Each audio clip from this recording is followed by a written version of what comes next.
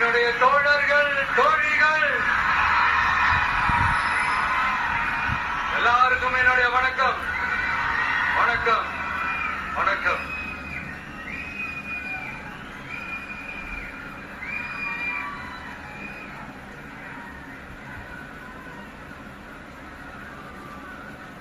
இந்த அரசியல்னால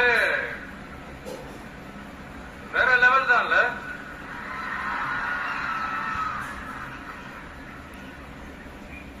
ஏன்னா இந்த அரசியல்ல மட்டும்தான் வித்தியாசமான ஒண்ண நம்ம பார்க்கலாம். யாரு யாரை எப்ப எதிர்ப்பாங்கன்னே நமக்கு தெரியாது. யாரு யாரை எப்ப ஆதரிப்பாங்கன்னே நமக்கு தெரியாது. அதை கணிக்கவே முடியாது. அதனாலதான் இந்த அரசியல்ல மட்டும் முன்னாடி எல்லாம் சொல்லி நம்ம கேள்விப்பட்டிருப்போம், நிரந்தர நண்பனும் நிரந்தர எதிரியும் இல்லைன்னு சொல்லுவாங்க.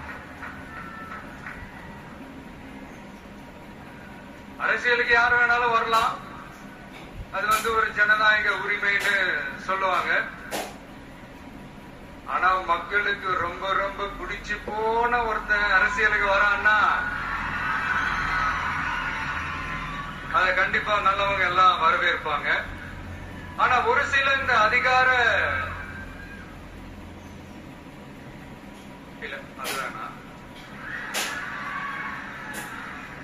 ஒரு சில பேருக்கு மட்டும் கொஞ்சம் எரிச்சல் வரத்தானே செய்யும். அது இருக்கும் தானே. என்னடா இவன் திடீர்னு ஒருத்த என்ட்ரி கொடுத்துட்டானே, இதுவரைக்கும் நாம சொன்ன பொய்யெல்லாம் நம்பிக்கிட்டு மக்கள் நமக்கு ஓட்டு போட்டுக்கிட்டு இருந்தாங்களே. ஆனா இப்ப இவன் சொல்றதெல்லாம் பார்த்தா மக்கள் மனசுக்கு ரொம்ப நெருக்கமா வேற இருக்குது. அதுவே நமக்கு ஒரு பெரிய நெருக்கடியாகவும் இருக்குது. இவனை என்ன பண்ணலாம், என்ன செய்யலாம், எப்படி இவனை இது பண்ணலாம், க்ளோஸ் பண்ணலாம்